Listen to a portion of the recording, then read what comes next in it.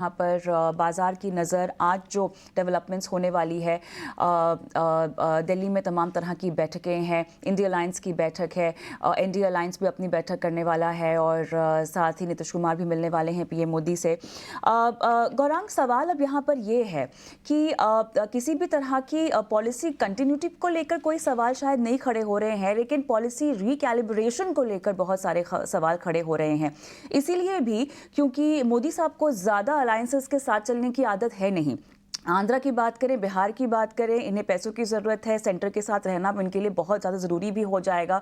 लेकिन अब जिस तरह के बोल्ड डिसीजंस लेना आसान था पिछले 10 सालों में मोदी साहब के लिए, अब बाज़ार यहाँ पर किस तरह से इस पूरे सेंटिमेंट को समझेगा कि अब तमाम तरह के मिनिस्टर्स को कैबिनेट में भी ऑब्वियसली बैठाया जाएगा, मान मनोबल के लिए भी और उनको अपने साथ लेने के लिए भी।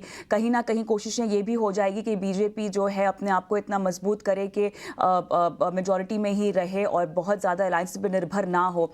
लेकिन पॉलिसी फ्रेमवर्क को लेकर, कंटिन्यूटी को लेकर और रिकैलिब्रेशन को लेकर अब बाजार कहाँ किस तरह रिएक्ट करेगा? धन्यवाद कविता, आपका इस मंच पर आमंत्रित करने के लिए, और आप सभी को प्रणाम और शुभ प्रभात हमारी तरफ से। तो पहले तो इस हफ्ते मेरे ख्याल से बाजार राजनीति की खबरों को लेकर के हरकत में रहेगा। हमारा मानना यह है कविता कि जब तक सरकार निर्णायक तरीके से बन नहीं जाती, प्रधानमंत्री शपथ ग्रहण नहीं करते हैं और जो भी पोर्टफोलियोज हैं वो एलोकेट नहीं होते, तब तक शायद उठापटक हावी हो सकती है बाजार में, इसमें कोई दो राय नहीं है। लेकिन एक अच्छी बात है कि अनिश्चितता का वातावरण जो कल था वो कुछ हद तक आज दूर हो गया है। जिस तरीके से कल देर शाम विजय घोषणा और जिस प्रकार से माननीय प्रधानमंत्री जी ने बातें सामने रखी शाम को जब वो संबोधित कर रहे थे बीजेपी के सभी कार्यकर्ताओं को और पूरे देश को, दिक्कत एक ये है कि बहुमत वाली सरकार किसी एक पार्टी की नहीं बनी है, एक गठबंधन वाली सरकार है। और आंकड़े जो आए हैं सामने बहुमत से वो थोड़े बहुत कमजोर हैं। विपक्ष के तरफ से प्रयास कल भी हुआ था और आने वाले शायद समय में भी होगा अड़चने और थोड़ी बहुत अनिश्चितता का वातावरण खड़ी करने के लिए। मैं ये कहता हूं कि मैं छोटी अवधि मध्यम के लिए तो टिप्पणी नहीं करूंगा कविता, क्योंकि मैं सक्षम नहीं हूं। लेकिन अगर आपके पास 1.5-2 साल का नजरिया है या 3 साल का नजरिया है, तो कम से कम जो पूंजी आपने निर्धारित की उसका 25-30% हिस्सा शुरुआत कीजिए किश्तों में लगाना, और सक्षम मजबूत कंपनियों से शुरुआत करें, खास करके दिग्गजों पर और कुछ क्षेत्र के आधार पर, मधौली क्षेत्र। निर्णय क्या 2014 और 2019, खास करके 2019 के बाद जो सरकार गठन हुआ था और जो बहुमत मिला था, क्या उस प्रकार से सरकार निर्णय लेगी? तो कल जब प्रधानमंत्री जी अपनी बात सामने रख रहे थे तो उन्होंने वही बात सामने रखी कि गरीबी को हटाना है, देश को आगे बढ़ाना है, बेरोजगारी को दूर करना है और सामान्य भारतीय नागरिक का जो स्तर है वो यहाँ से और बेहतरीन करना है और देश को विकास की तरफ और आगे बढ़ना है। अगर कोई बड़ी अड़चन नहीं आई तो मेरे ख्याल से नीतियां जिस प्रकार से लागू हो रही थी उस तरह नहीं, लेकिन कमोबन उसके आसपास शायद अमल में लाने की पूरी पूरी प्रयास प्रधानमंत्री जी और उनकी टीम करेंगे। अभी आने वाला समय बताएगा, अभी से उसके ऊपर टिप्पणी करना बहुत मुश्किल है कविता, क्योंकि ये एक धारणा होगी हमारे तरफ से। तो पहले तो शपथ ग्रहण हो जाने दीजिए, इस हफ्ते मेरे ख्याल से वो कार्यक्रम पूरा हो जाएगा, फिर कैबिनेट अलॉटमेंट होगी और फिर मेरे ख्याल से एक रिव्यू लेकिन जो आज सुबह मैंने रिपोर्ट्स अलग अलग ब्रोकरेज, और हमारा भी ये मानना है, एक समय था जब माननीय मनमोहन सिंह वित्त मंत्री थे 91 की मैं बात कर रहा हूं, तो बहुत बेहतरीन बजट लेके आए थे और फिर बाजार ने रुझान बेहतर दिया था। फिर बिल्कुल। वापिस भूतपूर्व प्रधानमंत्री अटल बिहारी वाजपेयी, तभी भी बाजार ने एक अच्छा रुझान दिया था। बिल्कुल। और अब ये बजट जुलाई में हम देखेंगे तो देखना होगा कि जो बातें पहले रखी थी उस पर ही बजट आता है या उसमें थोड़ा बहुत इधर उधर। चलिए, काफ़ी हद तक आने वाले दिनों में इसको लेकर स्थिति साफ होती हुई अभी हम देखेंगे, लेकिन दर्शकों से जुड़ना शुरू कर देते हैं। उत्तर प्रदेश से अरविंद राणा साहब फोन लाइन पर मेरे साथ हैं। सर नमस्कार, क्या हालचाल? मैम अच्छा हूँ मैम। मैं तो बहुत अच्छी बात है, गुड मॉर्निंग। बताइए किस स्टॉक पे सवाल पूछना चाहते हैं? जी मैम, मेरे पास में ना 3 शेयर थे एक्चुअली। एक तो एबीएस मरीन का था, जो कि मैंने 1000 शेयर लिए थे 265 के एवरेज में। हाँ। और एक मेरा मनदीप था मैडम, वो मैंने 55 रुपए पे 2000 शेयर लिए थे। एक मेरा इरेडा है।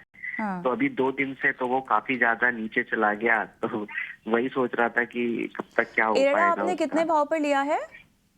इरेडा मैडम मैंने लिया है 173 पे। 173 पे लिया हुआ है। और ये आपने क्या जी हाँ। नजरिया जो है बनाकर रखा था? मैम मैंने तो ये लॉन्ग टर्म का बना के रखा था, लेकिन अब वो कभी कभी ऊपर भी चला जाता है, नीचे भी चला जाता है। तो मैं सोच रहा था कि कब तक होल्ड कर सकते हैं 173 के इसको। भाव पर। चलिए ठीक है। गौरांग, इनका नजरिया लंबा है। 173 हालांकि इनकी बाइंग प्राइस है, ये बता रहे हैं। हाल फिलहाल तो कोई स्टैंड अलोन कवरेज है नहीं, लेकिन एक बात बिल्कुल कहना चाहूंगा कि जब इसका आईपीओ आया था आईरेडा का, तब लंबी अवधि के लिए हमने निवेशकों को निवेश करने की राय दी थी। और जो स्तर पे आईपीओ दिया गया था, जो स्तर मेरे ख्याल से 200 के पार भी पहुंचा था या 200 के करीब भी पहुंचा, और फिर एक दायरेबंद कारोबार, नीचे की सर्किट ऊपर की सर्किट। लेकिन एक दो बात जो बुनियादी तर्क के आधार पर मैं कहना चाहूंगा यहाँ पर, और जो मैनेजमेंट की बातें मैंने सुनी है कि और सरकार की तरफ से नई ऊर्जा उत्पादन क्षमता तो लगेगी, तो इस कंपनी की एक अहम भूमिका होगी। और खास करके जो नई ऊर्जा उत्पादन जुड़ेगी वो सोलार और विंड होगी, यानी कि क्लीन एंड ग्रीन एनर्जी, जहां पर ये कंपनी का मेरे ख्याल से एक बहुत अहम भूमिका और अदाकारी सामने आएगी। मैनेजमेंट ने ये भी कहा था कि ऑर्डर बुक इस वित्तीय वर्ष, नया वित्तीय वर्ष FY25 के लिए बहुत सक्षम और मजबूत है, और आने वाले वर्ष में वो उतना ही मजबूत रहेगा। अब सरकार को लेकर के, चुनावी नतीजों को लेकर के, सिर्फ आईरिडा में नहीं, अमूमन सभी सरकारी कंपनियों में हमने नीचे की तरफ के दायरे देखे। तो फिलहाल कवरेज नहीं, लेकिन अगर मैं उस आईपीओ नोट को एक आधार बना करके चलूं, और जो कुछ थोड़ा बहुत समय हुआ है इस कंपनी को लिस्ट होकर के, तो और जो भविष्य में नई ऊर्जा उत्पादन होगी और कंपनी ने जो ऑर्डर बुक को लेकर के टिप्पणियां करी है, तो भविष्य काफी उज्जवल लगता है। आगे एफएमसीजी शेयरों में आज शानदार तेजी है। इस तेजी के क्या बड़े ट्रिगर्स हैं, इसके मायने क्या हैं, पूरी डिटेल्स के साथ मेरे सहयोगी शरद दुबे मेरे साथ जुड़ चुके हैं। शरद, बताएं एफएमसीजी शेयरों में इस जोश के आखिर क्या मायने हैं? जी बिल्कुल, हम देखेंगे कि पिछले 2 सेशन से एफएमसीजी स्टॉक्स में जो एक अच्छी तेज़ी देखने मिली है। कल का सेशन ऑफकोर्स बहुत वॉलेटाइल था, बाजार में भारी गिरावट आई, लेकिन देखिए कल भी एफएमसीजी इंडेक्स जो है ग्रीन में बंद हुआ। और आज देखिए एफएमसीजी स्टॉक्स, इमामी, HUL, जो भी आप लिस्ट लाइए, सब स्टॉक्स में तेज़ी देखने मिल रही है। इसके इम्पॉर्टेंट कारण यही है कि जो कोलिशन गवर्नमेंट का बाजार का एक्सपेक्टेशन है वो आ सकती है। और जब कोलिशन गवर्नमेंट आती है तो पॉपुलिस्ट स्कीम होती है जो रूरल मार्केट्स को कैटर करती है, तो उनके लिए ज़्यादा अच्छे अच्छे बेनिफिट्स और अनाउंसमेंट्स आ सकते हैं। और जब ये आता है तब एफएमसीजी स्टॉक्स जो रूरल मार्केट्स को भी कैटर करता है वो भी फोकस में रहते हैं। लेकिन सिर्फ यही रीज़न नहीं है, हमने पहले भी ET Now स्वदेश में बताया था कि 4-5 और अहम रीज़न है जहाँ की एफएमसीजी स्टॉक्स में जो है तेज़ी देखने मिल सकती है। वैल्यूएशन ज़रूर थोड़े महंगे हैं, लेकिन फिर भी बाइंग जो है इंटरेस्ट देखने मिल रही है। यहाँ पर रीज़न्स ये है कि एक डिफेंसिव थीम है, इसके अलावा अबव नॉर्मल मानसून का एक्सपेक्टेशंस है। और 4th क्वार्टर में जब नतीजे आए थे आपके एफएमसीजी कंपनीज़ के, तो उनकी जो कमेंट्री आई है स्पेशली रूरल रिकवरी को लेके, वो बहुत बुलिश रहा है। अब जो है एफएमसीजी सेगमेंट हालांकि 2024 में देखें तो अंडर परफॉर्म किया है। अगर बड़े बड़े सेगमेंट्स की बात करें जैसे कि ऑटो, रियल्टी, PSU बैंक, यहाँ पे बहुत स्ट्रॉन्ग नंबर्स जो है हमें इस साल रनअप देखने मिली थी इन सेगमेंट्स में। और जो एफएमसीजी है ओवरऑल अंडर परफॉर्म किया था। तो वैल्यूएशन ज़रूर महंगे होंगे 5 साल के एवरेज से निफ्टी एफएमसीजी इंडेक्स के, लेकिन फिर भी अंडर परफॉर्मेंस जो पिछले 5 से 6 महीने में देखने मिला था, तो उसके कारण जो है एक अच्छी बाइंग, फ्लाइट टू सेफ्टी देखने मिल रही है। लेकिन सिर्फ एफएमसीजी सेगमेंट ही मत करिए फोकस, और भी सारे फोकस हो सकते हैं सेक्टर्स, स्पेशली पॉपुलर स्कीम्स को लेके जो फोकस इंक्लूड करते हैं 2 व्हीलर्स, कंजम्पशन में जो एफएमसीजी हुआ, और कंज्यूमर ड्यूरेबल्स हुआ, affordable housing finance, fertiliser, agriculture. तो जो भी पॉपुलर स्कीम से जुड़े हुए सेगमेंट्स हैं उस पर भी आपकी नज़र होनी चाहिए। और आज हम देख रहे हैं लगातार दूसरे दिन एफएमसीजी जो पूरा स्पेस है बाजार का फोकस उसमें लगा है। तो शुक्रिया करेंगे शरद आपका इस पूरी डिटेल्ड रिसर्च के लिए, तमाम जानकारी के लिए। और इस सवाल के साथ मैं गौरांग सर आपके पास आना चाहूँगा। आज ज़रा एफएमसीजी शेयरों को देखिए, इमामी देखिए, इस वक्त लगभग 14.5% की तेजी हमें नजर आ रही है। डाबर इंडिया 9% ऊपर है। एचयूएल देखिए, और एचयूएल पर सुबह से हम कई बार चर्चा भी कर चुके हैं, क्योंकि जेफरीज की जो बुलिश रिपोर्ट आई उसके बाद भी इसमें काफ़ी अच्छी रफ्तार देखने को मिली। लगभग 8.9% की रफ्तार हम एचयूएल में फिलहाल देख रहे हैं। कोलपा देखिए, ये भी 8% ऊपर है। को यूनाइटेड स्पिरिट्स हो, गोदरेज कंज्यूमर हो, ब्रिटानिया, जुबिलेंट फूड, हर तरफ बेहतर माहौल। और जैसा शरद ने बताया कि रूरल रिकवरी जो है वो बहुत बड़ा फैक्टर है, और जो कॉलिजन गवर्नमेंट होती है, जो गठबंधन वाली सरकार होती है, वो किस तरह से बेनिफिट करती है इस पूरे सेक्टर को, किस तरह से ट्रिगर का काम करती है, वो भी बखूबी शरद ने बताया। गौरांग सर, जरा एक विस्तृत नजरिया दीजिए इस पूरे सेक्टर पे। प्रशांत जी देखिए, सरकार, एनडीए सरकार का जब से गठन हुआ 2014, 2019 और अब 2024 में, तो पहले से ही प्रधानमंत्री जी ने गरीबों का जो जीवन स्तर है वो ऊपर लाने की बात की। कृषि क्षेत्र में जिस प्रकार से नई टेक्नोलॉजी को लेकर के मोर क्रॉप पर ड्रॉप, किसान भाई बहनों के खेत में से पैदावार कैसे ज्यादा हो और अलग अलग पैदावार हो, इसकी जानकारी ड्रोन से आजकल जो काम करना होता है खेतों में वो हो रहा है। तो काफी कुछ बदलाव सरकार पहले से ला चुकी है और आने वाले भविष्य में भी लाएगी। पर एक साफ जाहिर सी बात है कि अगर पैदावार, बारिश अच्छी होती है प्रशांत भाई, तो पैदावार अच्छा होगी। पैदावार अच्छी करने के लिए जो टेक्नोलॉजी की सहायता करनी है वो भी एक बहुत अहम भूमिका निभाएगा। और पैदावार अच्छी होती है तो आवक, जो इनकम होता है, वो अच्छा होता है। और खास करके आज के तारीख में तो डायरेक्ट कैश ट्रांसफर बेनिफिट है, तो कोई बिचौलिया नहीं है जिसमें कोई गुंजाइश हो पैसे इधर उधर होने की। और अगर आमदनी बढ़ती है तो खर्च करने की ताकत बढ़ती है। तो हम काफी लंबे समय से सकारात्मक नजरिया पूरे एफएमसीजी क्षेत्र में रख रहे हैं। बड़े शहर, टायर 2, टायर 3 सिटीज, और उससे नीचे वाले शहर, ग्रामीण, मध्यम ग्रामीण इलाके जो हमारे भारत देश हैं, वो एक बहुत बड़ा सहायता करेंगे बिक्री के आंकड़ों में। और उसी तरीके से आपके शुद्ध मुनाफे में भी इजाफा होगा। पहले और एक दिक्कत थी प्रशांत भाई कि लागत खर्च को लेकर के जो मुनाफे के मार्जिन थे उसमें दबाव थे, लेकिन अब वो भी इतिहास हो गया। और शायद आने वाले भविष्य में प्राइसिंग पावर आ जाती है तो इनकी आमदनी और बढ़ सकती है। HUL, ITC, Britannia, Nestle, Tata consumer, Godrej consumer, Dabur, Emami, Marico जैसी कंपनियां हैं जहां पर बुनियादी तर्क के आधार पर खरीदारी की राय है। और प्रशांत भाई, एक बात हमेशा मैं कहता हूं कि भारत खपत से चलने वाला देश था, है और रहेगा। और ये पूरी आबादी में 35% युवा आबादी है जो एक भूमिका निभाएंगे। ऑलराइट, मेरे साथ राजस्थान से फोन लाइन पर हैं। नमस्कार। नमस्कार जी मैम। नमस्कार सर, बताइए क्या सवाल है। मेरे पास टाटा टेक के 85 शेयर है, 11.92 की खरीद की हुई है, तो मुझे इसमें बने रहना चाहिए या निकलने में अच्छा है? बहुत ऊंची बाइंग है आपकी। अच्छा, ये बताइएगा कितना समय देना चाहते हैं? समय का तो 1 ईयर, 1 साल। ऑलराइट, गौरांग 1192 टाटा टेक, और समय इनके पास 1 साल का है। कविता, जिस प्रकार से राजनीतिक गतिविधियों में परिवर्तन हुआ है कल से, मेरे ख्याल से लंबी अवधि की परिभाषा में थोड़ा बदलाव करना चाहिए, मेरी ये समझ है। तो साल नहीं, मगर थोड़ा और 1.5 साल या उससे ज्यादा कुछ समय सीमा में बढ़ोतरी कर सकते हैं अगर कोई पाबंदी नहीं है। तो मैं पहले तो इनको ये समय सीमा में परिवर्तन की राय दूंगा। दूसरा, 585 के आसपास आईपीओ दिया था इन लोगों ने, और आईपीओ लिस्ट होने के बाद ये स्टॉक 1400 तक गया, और फिर नतीजे थोड़े बहुत कमजोर आए थे चौथी तिमाही के। इसके कारणवश ये थोड़ा बहुत 1000 के आसपास भी आया, और फिर ऊपर के तरफ के दायरे हम फिलहाल देख रहे हैं। तो हाल फिलहाल तो कवरेज नहीं, लेकिन आईपीओ नोट में हमने लंबी अवधि के लिए निवेश की राय दी थी। तो उसको आधार बना करके अगर आपका निवेश है तो लंबी अवधि के लिए बने रहें। और क्योंकि इनकी खरीद ऊपर की तरफ है, और क्योंकि बाजार में अनिश्चितता का माहौल है, राजनीति को लेकर के, सरकार को लेकर के, 1000 के आसपास या उसके नीचे आता है तो ये थोड़ा बहुत और जोड़ सकते हैं अगर इनके पास निवेश लायक पूंजी है, ताकि इनका जो निवेश का स्तर है वो नीचे आ जाए।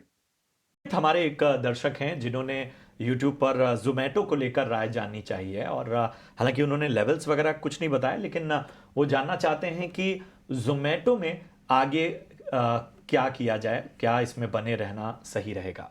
बताइए गौरांग सर, जोमेटो आपको कैसा लगता है?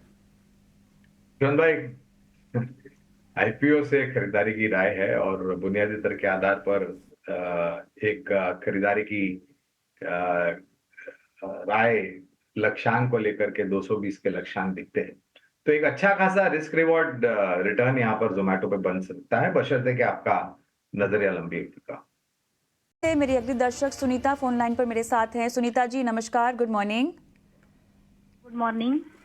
बताइए आपने किस स्टॉक में खरीदारी कर रखी है मैम? मैंने कोचिन शिपयार्ड लिए हुए हैं 117 शेयर 1319 के भाव से लिए हुए हैं। कितना तो भाव, मुझे क्या भाव बताएंगे एक बार? 1319 1319 1319 ना, ठीक है, ओके गॉट इट। चलिए मैम, मुनाफे में हैं आप, बताइए अब क्या करना है? जी, मुझे गौरांग जी से ही पूछना था कि नीचे नीचे आ रहे हैं, तो मैं पूछना था कि क्या करें अब इसमें। चलिए गौरांग जी बताइए, मुनाफा बुक कर लें?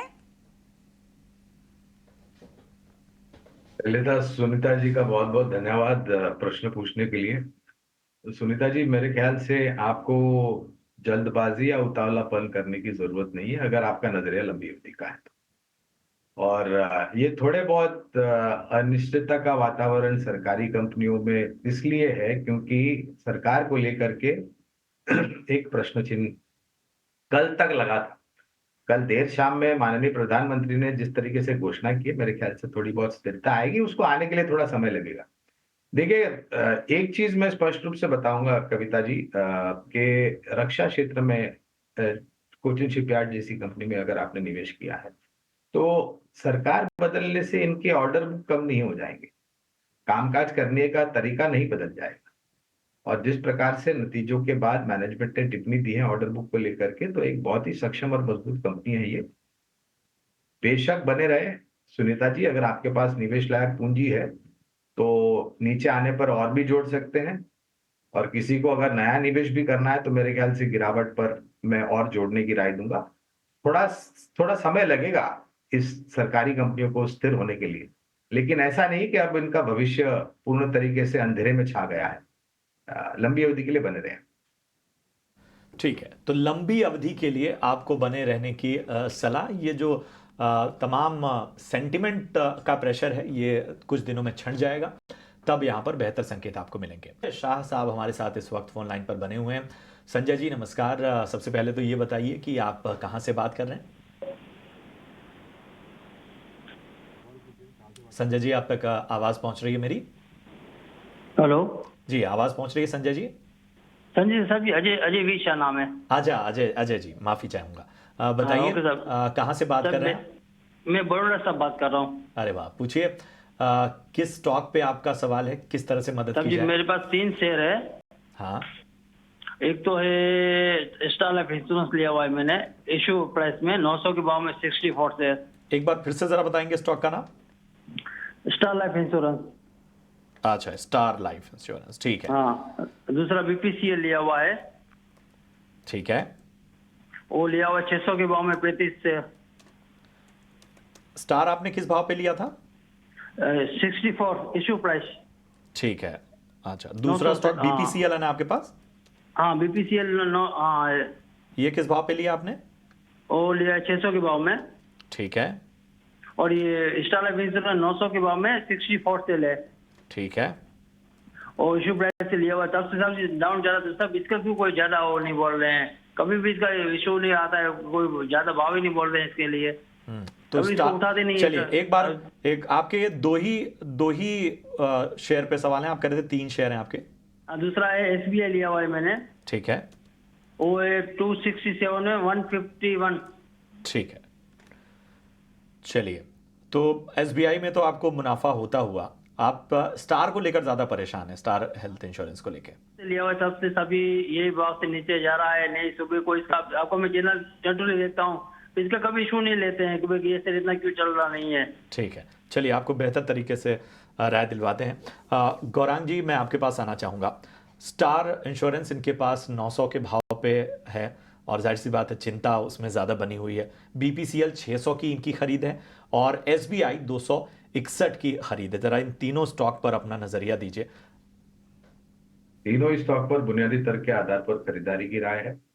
बीपीसीएल और स्टेट बैंक ऑफ इंडिया सरकारी कंपनियां हैं, तो जैसे मैंने पहले दर्शक मित्र का और निवेशक का प्रश्न का उत्तर दिया था कि सरकारी कंपनियों में सुधार आने के लिए थोड़ा समय लगेगा, तो धैर्य रखिए। स्टार हेल्थ एक दिक्कत वाला निवेश है यहाँ पर, और वो इसलिए प्रशांत क्योंकि मौजूदा स्तर है करीबन 500 के आसपास। हमारा लक्ष्यांक 650 का है और इनका निवेश है 900 के ऊपर, अगर मैंने सही सुना तो थोड़ी बहुत हिम्मत इनको करनी पड़ेगी। 500 के आसपास निवेश बढ़ाना पड़ेगा ताकि इनका निवेश का स्तर नीचे आ जाए। और इस कंपनी को लेकर थोड़ी बहुत दिक्कतें थी। ये मेडिक्लेम जैसे प्रोडक्ट, नॉन लाइफ जैसे प्रोडक्ट ये कंपनी मुहैया कराती है।